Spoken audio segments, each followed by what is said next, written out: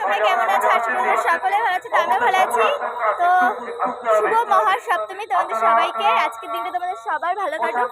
তো আজকে আমি যাচ্ছি ঠাকুর দেখতে, তো চলো ওখানে গিয়ে কয়েকটা ঠাকুর দেখে আর কি কি করে সবকিছু তোমার সাথে শেয়ার করব। দেখতে থাকো।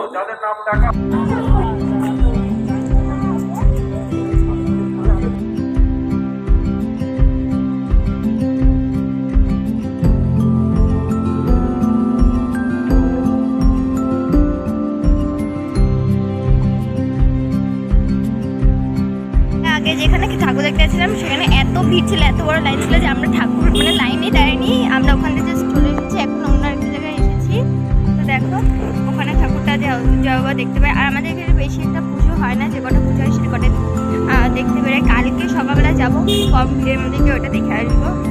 চলো তোমাদের দেখাই এই ঠাকুরটা কীরকম।